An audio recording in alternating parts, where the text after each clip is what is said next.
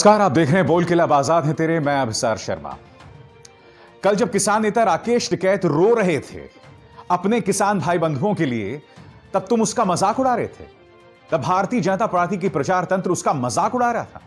गोदी मीडिया के बिके हुए एंकर्स और पत्रकार उसका मजाक उड़ा रहे थे। तुम भूल गए कि जब प्रधानमंत्री ने नोटबंदी जैसा दंश देश के चेहरे पर मुंह मारा था और जब उनसे हालात नहीं संभल रहे थे, तब वो किस तरह से रो रहे थे। याद से कई सालों पहले मुझे याद है, सांसद योगी आदित्यनाथ, उस वक्त मुलायम सिंह यादव की सरकार थी उत्तर प्रदेश में, अपनी जान की दुहाई देते हुए संसद के अंदर रोए थे। और मैं नहीं भूला हूं क्योंकि उस वक्त संसद के अंदर मैं मौजूद था और मेरे होश उड़ गए थे कि एक सांसद इतना बेबस कैसे हो गया है कि अब वो रो रहा है, अपनी जान की गुहार लगा रहा है। वो राकेश टिकैत अपने लिए नहीं रो रहा था, वो अपने किसानों भाइयों के लिए रो रहा था। यह तुम कैसे भूल गए? सबसे पहले मैं आपको सुनाना चाहूंगा कि राकेश टिकैत की उस आवाज से किस तरह से पूरा खेल पलट गया।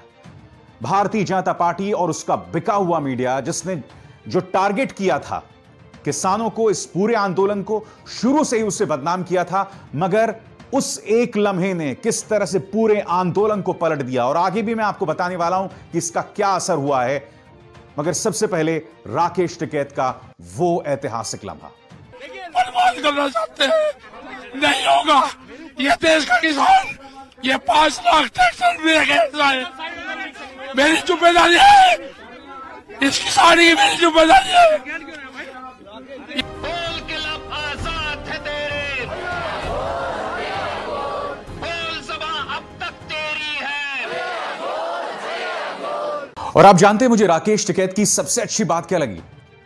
जब उन्होंने कहा कि अगर हम पर पुलिस डंडे चलाती है तो ठीक है, पुलिस हम पर डंडे चलाए तो चलाए, मगर भारतीय जनता पार्टी के समर्थक हम पर कैसे डंडे चला सकते हैं? राकेश टिकैत का यह डर था कि देर रात अगर हम वापस चले जाएंगे तो किस बात का भरोसा है, हमारी सुरक्षा को लेकर क्या भरोसा है, और मेरे जो किसान भाई बंधु जाएंगे उनकी सुरक्षा को लेकर क्या भरोसा है। क्योंकि आपको याद होगा कि हिंदू सेना के कई लोग, भारतीय जनता पार्टी के विधायक तक अपने समर्थकों के साथ सैकड़ों की तादाद में वहां पहुंच गए थे। आपको याद है, देश के गद्दारों को वो नारे फिर लगाए गए। देखिए।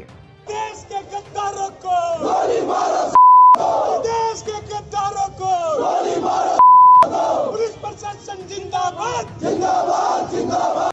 मानो एक बार फिर शाहीन बाग, जेएनयू, जामिया उसका इतिहास दोहराना चाहते थे। इनकी भूख दोस्तों अभी तक नहीं मिटी है। शाहीन बाग में गोली प्रकरण हुआ था, जामिया के अंदर एक जो नाबालिग शख्स है उसने गोली चलाई थी। ये लोग हमारे समाज को क्या बना देना चाहते हैं भाई?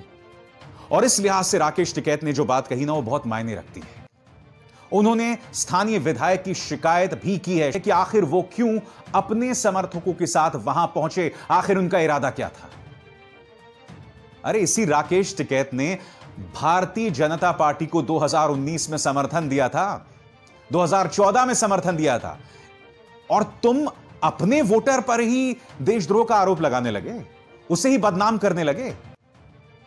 क्योंकि देखिए, लाल किले से पहले, लाल किले प्रकरण से पहले, 26 जनवरी से पहले बाकायदा राकेश टिकैत को टारगेट करने का एक पूरा षड्यंत्र रचा गया। भारतीय जनता पार्टी के प्रचार तंत्र ने यह तक कहा कि बेटा तू पहले बागपत तो पहुंचा, उसके बाद हम तुझे देखेंगे, या योगी जी तुम्हें देखेंगे उसके बाद। याद है वो आदमी, क्या नाम है उसका, युधिष्ठिर का उसने रोल प्ले किया था, गज्जू, हां, गजेंद्र चौहान। उसने बाकायदा ट्वीट किया था, और उसकी तरह अन्य कई लोगों ने भी। मैं ये जानना चाहता हूं कि क्या सिर्फ हिंसा एकमात्र रास्ता है आपके पास? क्या संवाद नाम की कोई चीज नहीं सीखी आपने? संवाद को लेकर मेरी क्या राय है और मेरी क्या नसीहत मैं आगे जाके आपको बताऊंगा, मगर उससे पहले मैं आपको कुछ और चीजें बताना चाहता हूं। आज बोल के लब आजाद है तेरे में दोस्तों, मैं आपको बतलाने वाला हूं और मेरे रिपोर्टर्स आप तक पहुंचाएंगे ग्राउंड रिपोर्ट्स, क्योंकि इस वक्त सिंघू बॉर्डर या गाजीपुर बॉर्डर में क्या हो रहा है, किसान के हौसले कैसे हैं, वो मैं आपको बतलाऊंगा। मगर उससे पहले मानो एक पूरी योजना के साथ पूरी जो गोदी मीडिया है वो शाम से तैयार होती है। किस तैयारी में? कि पुलिस जो है वो जोर लगाएगी, दबाव करेगी और किसान जो हैं वो सिंघू बॉर्डर, गाजीपुर बॉर्डर सब खाली करने पर मजबूर हो जाएंगे। और यही नहीं, क्योंकि जिस तरह का प्रोपेगेंडा, झूठा प्रोपेगेंडा उनके खिलाफ चलाया गया था, कई लोग हताश होकर लौट भी गए थे।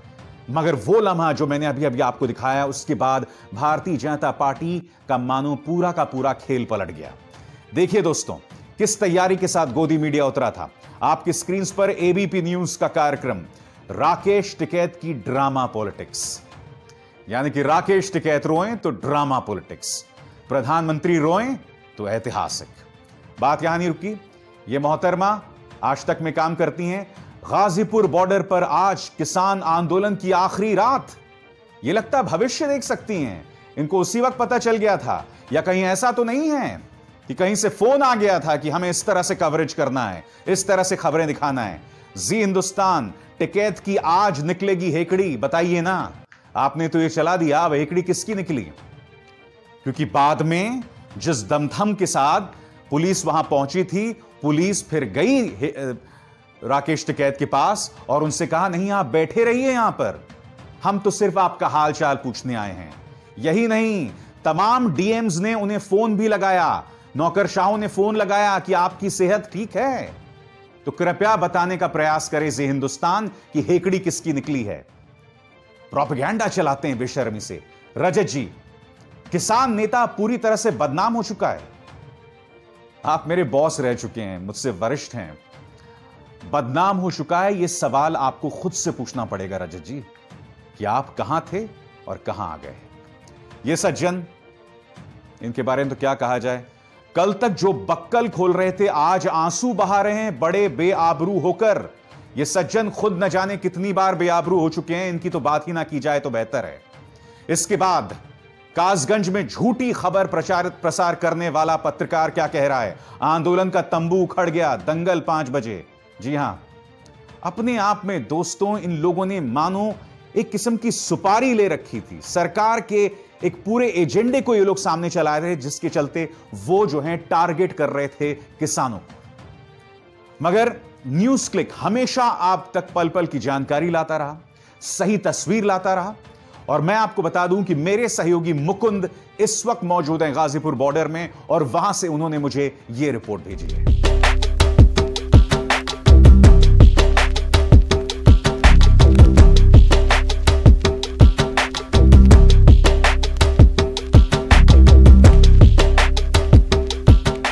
अभी हम गाजीपुर बॉर्डर में मौजूद हैं। यहाँ पे कल शाम को पुलिस प्रशासन और आंदोलनकारी किसानों के बीच में तनावपूर्ण माहौल था। ऐसा लग रहा था जो पुलिस प्रशासन पूरी तरह से आज शाम तक या कल देर रात तक इस आंदोलन खारिज करा लेगा। लेकिन उस बीच में जो बीजेपी के लोकल विधायक, उसका स्थानीय लोग जो आए, जहाँ हुड़दंग करने की कोशिश की, उसके बाद स्थितियाँ पूरी तरह से बदल गई। राकेश टिकैत के भावुक अपील, जिसने पश्चिमी उत्तर प्रदेश के पूरे माहौल को बदला, और वहाँ से बड़ी संख्या में किसान जो वापस 26 जनवरी के बाद कुछ लौट गए थे वो, और जो नहीं आए थे अब तक वो पूरे गाड़ी और अपने ट्रॉली ट्रैक्टर के साथ आंदोलन स्थल के लिए वापस मुड़ गए। और अचानक ही रात में कुछ घंटों के अंदर यहाँ संख्या इतनी बढ़ी, और लगातार अभी किसान आ ही रहे हैं ट्रैक्टर ट्रॉली के साथ। और इस जगह पे अभी फिलहाल जो जगह कल संख्या हमको कम दिख रही थी, अभी पूरी यहाँ पे किसान लगातार पहुँच रहे हैं और अपनी स्थितियाँ लगातार और मजबूत करता हुआ आंदोलन बढ़ रहा है। यानी कि आप कह सकते हैं जो कल आंदोलन एक कमजोर होता दिख रहा था, उस पर पुलिस प्रशासन की कार्रवाई और बीजेपी के लोकल विधायक का हुड़दंग ने इस आंदोलन को और तेज और मजबूत करने का काम किया है। एक एक बालक की आंखों में पानी है। अपने जितने वेस्ट यूपी के जिले हैं ना, मुजफ्फरनगर, बिजनौर, बागपत, मेरठ, शामली, बिजनौर, कितना भी एक बालक राज मारा। अब चौधरी साहब की आंखों में पानी जाए सही सरकार में। रोहतक में भी ये भाई हरियाणा के हैं। जिस तरह से लोकल विधायक यहाँ आए और वो निरोड़ बदमाशी करी सरकार ने, फोन कर कह रहे हैं अब भाई 5, 7, 10, 20 आदमी ले आओ और हम मीडिया को बुला लेंगे और तुम अपना तिरंगा, अरे हमारे से ज्यादा तिरंगा दिखा दोगे तुम। हर ट्रैक्टर पे 20-20 तिरंगे थे, कहाँ से तिरंगे लाए हम? हैं, ये तिरंगे, ये राष्ट्रवादी बनकर दिखा रहे हैं। ये 8 साल से इन्होंने अपने RSS से ये बोलने से नहीं, हमारा खून मांग रहे, हम किसानों के बालक, हम बॉर्डर पर लड़े, हमारे भाई पुलिस में लड़ रहे, रोज तिरंगे भी लिपटका रहे, एक बालक शहीद हो रहा, ये हमारे से मांग रहे, हमारे राष्ट्रवादी होने का सबूत। ये पश्चिमी उत्तर प्रदेश की पब्लिक है, चौधरी साहब की जो आंखों में आंसू निकले ना, अब जब रोने का नंबर सरकार का आया, सरकार अब रोवेगी, अब सरकार रोवेगी। कितने ट्रैक्टर चले हैं अभी ये पूरे? ट्रैक्टर कल को महापंचायत मुजफ्फरनगर में है, और मुजफ्फरनगर से महापंचायत के बाद मुजफ्फरनगर से कूच करेंगे। बाकी जिसके जो भी वाहन है, आप लगातार देख रहे होंगे पिछले 1.5 घंटे में कितनी पब्लिक बढ़ गई। हम लोग भी 1 घंटे बाद पहुंचे, और लगभग 25 फोन ऐसे हैं मेरठ से हो। जब हम लोगों ने यहाँ पर आके लाइव चलाया, भाई क्या हम आप पहुँच गए, भाई हम भी जल्दी है। सब लोग चलते जा रहे हैं, सब लोग पहुँचते जा रहे हैं, इतनी पब्लिक यहाँ पे पहुँचेगी। और अब जब कोई भी किसान जाने का नाम का नहीं आ रहा, अब तक नहीं आया था, कहने लगे भाई 3 दिन को हो जाऊँ, 4 दिन को हो जाऊँ, अब जब कोई किसान जाने का नाम का नहीं आया। पश्चिमी उत्तर प्रदेश का किसान तो अब आवेगा। कल शाम को यहाँ पे जब हम पुलिस प्रशासन से हमारे लोग बात कर रहे थे, खासकर राकेश टिकैत जी, और कानूनी प्रक्रिया की बातें हो रही थी, तो उतने ही देर में देखने में आया, सुनने में आया कि यहाँ पर भारतीय जनता पार्टी के मौजूदा कोई विधायक अपने समर्थकों के साथ आकर किसानों को अपमानित करने की भाषा बोल रहे थे, जो बहुत ही निंदनीय है। क्योंकि भारतीय संस्कृति का वाहक किसान और गांव है, और किसानों को अपमानित करने की बात यानी आप भारतीय संस्कृति को अपमानित करते हैं। तो भारतीय जनता पार्टी के लोगों का विश्वास भारतीय संस्कृति में नहीं है। और ये कौन लोग हैं जो भारतीय जनता पार्टी में जो संविधान और कानून से बड़े हो गए हैं। जब यहाँ पुलिस है, प्रशासन है, वो बात करेगा, उनकी बात सुनी जाए कि उनकी बात सुनी जाए। ये कौन लोग हैं जो सर्टिफिकेट बांटते जा रहे हैं दुनिया को कि ये कि राष्ट्रभक्त हैं ये लोग, राष्ट्रभक्ति का ये सर्टिफिकेट देंगे क्या? और 3 काले कानून सरकार को वापस लेना होगा, रिपील करना होगा, और MSP के गारंटी कानून बनाना होगा। हम लोग रोहतक से आए हैं, रोहतक से हमारे साथ कम से कम 20 लोग आए हैं, और वहाँ से ट्रैक्टर भी चल चुके हैं। अभी हम लोग गाड़ी से आए हैं तो थोड़ा पहले पहुँच गए हैं, और ट्रैक्टर भी अभी आ रहे हैं। वहाँ से 100-200 से ज़्यादा ट्रैक्टर वहाँ से चल चुके थे, 100 से 200 तक की तादाद में ज़्यादा वो हमारे सामने ही निकले थे। हम उनको पीछे छोड़ के हम लोग गाड़ी से आए तो पहले पहुँच गए हैं। देखिए, ये जिस तरह जो टिकैत साहब का एक आंसू, उनका एक आंसू इतिहास याद रखेगा, और ये इस सरकार के ताबूत में एक आखिरी कील साबित होगी। ये आप लोग यहाँ से संदेश लेकर के जाएं कि ये सरकार के ताबूत में आखिरी कील साबित होगी। जो एक आंसू आज टिकैत साहब का बहा है, वो आंसू पूरा इतिहास याद रखेगा, और उसका हिसाब लेने के लिए लोग यहाँ पर पहुँच रहे हैं। और हमारी किसान एकता ज़्यादा अच्छे से रहेगी। आपका नाम क्या हुआ? मेरा नाम शोभित है, मैं भी रोहतक से आया हूँ। अच्छा, आगे का आंदोलन की रणनीति किस तरह से रहेगी? आगे हम सिर्फ शांतिपूर्वक टिकैत साहब कहेंगे वही आगे रहना चाहते हैं। हमें कोई ज़्यादा इंसानी होना कोई वो नहीं, हम शांतिपूर्वक रहेंगे। क्योंकि वहाँ पे दिल्ली पुलिस में या कोई वो मैक्सिमम हमारे ही घर से आ जाते हैं। हम जैसे दिल्ली में थे, कल ITO पे कुछ लोग गए हुए थे, तो वहाँ पे भी हमारे ब्रदर की ड्यूटी लगी हुई थी, जो मासी के लड़के हैं। तो मतलब आपस में क्या लड़ देते हैं, सब राजनीति है। जवान भी हमारे हैं और किसान भी हमारे हैं, मतलब उधर से भी वो लोग हम भी हमारे हैं और हम भी किसान। वो उनका फर्ज है, वो अपना फर्ज अदा कर रहे हैं, और हम किसान कौम में पैदा हुए हैं, तो हम अपनी भावना से जुड़ के अपना फर्ज अदा करने के लिए यहाँ पर आए हैं। किसान जो है वो झुकने नहीं वाला है दोस्तों। और इस तस्वीर को देखिए, इस वीडियो को देखिए, शामली से बाकायदा किसानों का एक पूरा कारवां जो है वो गाजीपुर बॉर्डर की तरफ जो है बढ़ रहा है। इस तरह से ढेरों मिसालों आपको दिख जाएंगी उत्तर प्रदेश से, हरियाणा से, पंजाब से, तमाम जगहों से, जहां किसान एक बार फिर बड़ी तादाद में वहां पहुंच रहे हैं। मैं आपको एक वीडियो दिखाना चाहता हूं जो मुझे ट्विटर पर मिला दोस्तों। 1-1.5 मिनट का वीडियो है दोस्तों, मैं चाहूंगा आप ये सुने। बहुत ही ये वीडियो आपको हिला देता है जिस तरह से किसान अपनी बात रख रहा है। सुनिए इसकी बात। जब तुम्हारा नेता तुम्हारे लिए सड़कों पर लड़ रहा था, रो रहा था, तब तुम लिहाफों में सो रहे थे, लिहाफों में। उसका पानी बदली कर दिया है, और तुम लोग ये पूछ रहे हो कि कितनी देर में पहुंचे। जो लड़ाई तुम्हारी इज्जत में आ गई, इज्जत पर, जो जहां है, जैसे है, वैसे दिल्ली गाजियाबाद के लिए निकल पड़ो, अभी के अभी। आपने किसान की अस्मिता पर हमला किया है। गुनहगार इसमें बीजेपी का प्रचार तंत्र है, मोदी सरकार है, और गोदी मीडिया, उनकी तो क्या बात करें, डरे हुए ये लोग हैं। ये डरे हुए लोग हैं, ये समाज का क्या सृजन करेंगे, ये समाज को क्या दिशा देंगे और ये सरकार को क्या कटघरे में खड़े रखेंगे।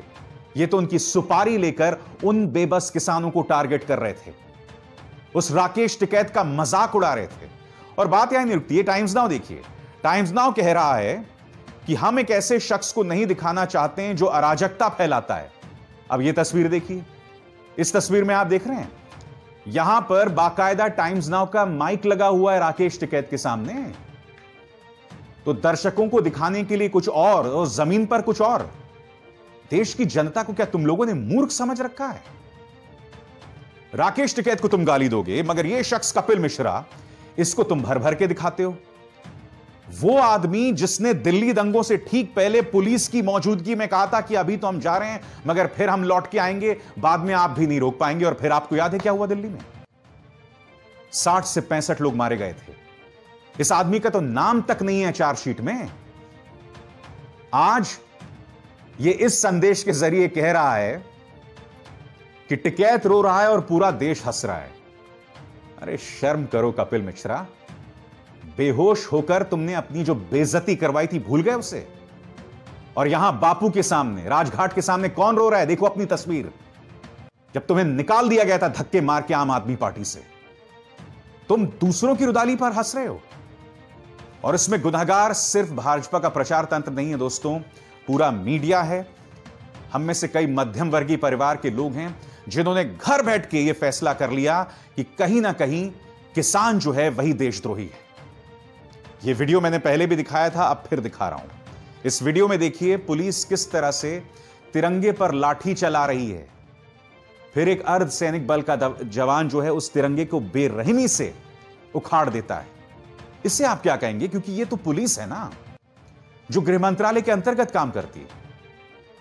कुछ इक्का दुक्का वीडियो को आप जो हैं इस्तेमाल कर रहे हैं पूरे किसान समुदाय को देशद्रोही बताने के लिए। बहरहाल मैं आपको बता दूं कि राकेश टिकैत के उस लम्हे ने पूरी सियासत को भी बदल दिया है। मैं आपको बतलाना चाहूंगा कि आज संसद के अंदर राष्ट्रपति के अभिभाषण का बहिष्कार समूचे विपक्ष ने किया, जिसका नेतृत्व कांग्रेस ने किया था। अब मैं आपको एक वीडियो दिखाने वाला हूं। आम आदमी पार्टी सांसद संजय सिंह, भगवंत मान, ये जो हैं संसद में जो हैं किस तरह से सेंट्रल हॉल के बाहर अपनी बात रख रहे हैं, सुनिए। किसान एकता जिंदाबाद, जिंदाबाद, जिंदाबाद। किसान एकता जिंदाबाद, जिंदाबाद, जिंदाबाद। किसानों को आतंकवादी कहना बंद करो, बंद करो, बंद करो। किसानों को आतंकवादी कहना बंद करो, बंद करो, बंद करो। किसान विरोधी काला कानून वापस लो, वापस लो, वापस लो। किसान विरोधी काला कानून वापस लो, वापस लो, वापस लो। किसान विरोधी काला कानून वापस लो, वापस लो, वापस लो। किसान एकता जिंदाबाद, जिंदाबाद, जिंदाबाद। अन्नदाताओं को आतंकवादी कहना बंद करो, बंद करो, बंद करो। अन्नदाताओं को आतंकवादी कहना बंद करो, बंद करो, बंद करो। पूंजीपतियों की दलाली बंद करो, बंद करो, बंद करो। पूंजीपतियों की गुलाम सरकार मुर्दाबाद, मुर्दाबाद, मुर्दाबाद। तो ये आदमी जो हैं ये कहीं ना कहीं बता रहे हैं कि किसान को आप देशद्रोही ना बताएं। जैसे ये मामला सामने उभर कर आया, राहुल गांधी और प्रियंका गांधी ने भी ट्वीट करके अपना समर्थन जतलाया, मगर काश राहुल गांधी पहुंचते गाजीपुर भी, क्योंकि पहले चौधरी अजीत सिंह ने, आरएलडी के चौधरी अजीत सिंह ने राकेश टिकैत से फोन पर बात की, और फोन पर बात करने के बाद इस वीडियो में आप देख सकते हैं जयंत चौधरी, उनके बेटे, खुद पहुंचे राकेश टिकैत के पास। यही नहीं, अखिलेश यादव ने भी राकेश टिकैत से फोन पर बात की। मैं उम्मीद करता हूं कि जब तक इस कार्यक्रम का प्रसारण होगा तब तक राहुल गांधी और प्रियंका गांधी ने भी उनसे फोन पर बात कर ली होगी। हकीकत यह है कि जिस तरह से भारतीय जनता पार्टी के प्रचार तंत्र ने किसान को बदनाम कर दिया था और उसमें वो कामयाब भी हो गए थे, योगी सरकार के प्रशासन ने पूरा पानी फेर दिया उनकी हरकतों पर। जी हां, क्योंकि कल इस तरह के संदेश जो हैं वो प्रसारित किए जा रहे थे योगी जी की महानता को का बखान करते हुए कि किसानों से या दंगाइयों से एकमात्र तरीका है, वो है योगी का तरीका। मैं ये समझ नहीं पाता हूं योगी जी, आप एक राज्य के मुख्यमंत्री हैं, आपका नाम अगर भय से लिया जाने लगा तो फिर आप किस बात के मुख्यमंत्री? आपको एक फादर फिगर भी होना चाहिए, क्योंकि देश का जो राज्य का जो मुख्यमंत्री होता है वो एक फादर फिगर भी होता है। उसे देखकर लोगों को अपनी उम्मीदें उसमें दिखाई देनी चाहिए। मगर आप खुद को डर के प्रतीक के तौर पर क्यों पेश कर रहे हैं? और अगर आप नहीं कर रहे हैं तो आपके वो कौन से नौकरशाह हैं जो आपकी इस छवि को पेश करना चाहते हैं? लगातार मैंने देखा नागरिकता बिल के खिलाफ लोग जो मैदान में उतरे, उनके साथ जिस तरह की बर्बरता, उसके बाद हाथरस में आपका जो पूरा रवैया, और अब जिस तरह से आपके पुलिस वाले पहुंच गए, जिस तरह से फिर वो उल्टे पांव भागे थे, उसको लेकर जो प्रचार प्रसार किया जा रहा था कि अब इन योगी जो है इन्हें ठिकाने लगाएगा। आखिर आप अपनी इस छवि से कैसे इत्तेफाक रख सकते हैं? और अगर आप इसके लिए जिम्मेदार नहीं तो आपको कोशिश करनी चाहिए भाई। और मैं ये सवाल भारतीय जनता पार्टी के इस प्रचार तंत्र से भी पूछना चाहता हूं कि तुम किसानों की कितनी बद्दुआएं लोगे? उनके साथ कोई प्रचार तंत्र नहीं है। अपना दिमाग लगाओ। तुम्हें क्या लगता है कि तिरंगे का अपमान करके किसान अपने ही आंदोलन का नुकसान करेगा? पहली बात तो लाल किले में किसी भी सूरत में तिरंगे का अपमान नहीं हुआ है। हां, निशान साहिब के ध्वज को वहां नहीं फहराया जाना चाहिए था, मगर यह कहना कि तिरंगा हटा दिया गया यह सरासर गलत है। और किसी एक इक्का दुक्का व्यक्ति ने अगर कुछ किया है तो जैसे कि मैं एक और आपको वीडियो दिखा चुका हूं कि पुलिस क्या कर रही थी, क्योंकि पुलिस तो सरकार का हिस्सा है ना। गुस्से में, आक्रोश में उसी पुलिस वाले ने भी वही किया होगा, और उसी गुस्से में और आक्रोश में वो किसान था जिसे पिछले 60 दिनों से तुम बदनाम कर रहे हो, उसे आतंकवादी बता रहे हो, उसे देशद्रोही बता रहे हो। मैं मोदी सरकार से अपील करना चाहता हूं, एक जिम्मेदारी भरी अपील करना चाहता हूं कि अपनी हरकतों से बाज आइए, किसानों के साथ सकारात्मक संवाद करिए। अगर आपके दिमाग में अब भी कोई खुराफात चल रही है आंदोलन को पलटने की, उसे बदनाम करने की, तो कृपया इस बात से बाज आइए। उससे ईमानदारी से आप संवाद कीजिए। इतिहास गवाह है, आपको इस बात को समझना होगा कि ताकत का दमखम कुछ दिनों के लिए रहता है, मगर उसके बाद ताकत बिखरती है। ताकत को भी घुटने टेकने पड़ते हैं जनता की ताकत के सामने। क्या यह बात तुम्हें किसी ने नहीं सिखाई? अपने इतिहास को तुम कैसे भूल सकते हो? हां, तुम्हारा एक और इतिहास है। जब भारत छोड़ो आंदोलन हो रहा था तब तुमने देश का विरोध किया था, तब तुम भारत छोड़ो आंदोलन में शामिल नहीं हुए थे। या फिर सबसे बड़ा आतंकवादी कृत्य, यह कहा जाए सबसे पहला आतंकवादी कृत्य भारत का, महात्मा गांधी की हत्या करके तुमने की थी। या फिर 52 साल तक तुमने अपने दफ्तरों में तिरंगा नहीं फहराया था। यह भी एक तुम्हारा इतिहास है।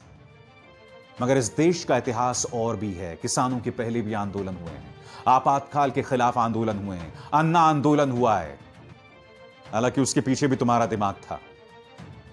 उस किसान को तो समर्थन भी नहीं मिल रहा है, ना विवेकानंद फाउंडेशन का, ना गोदी मीडिया का, किसी का समर्थन नहीं मिल रहा है।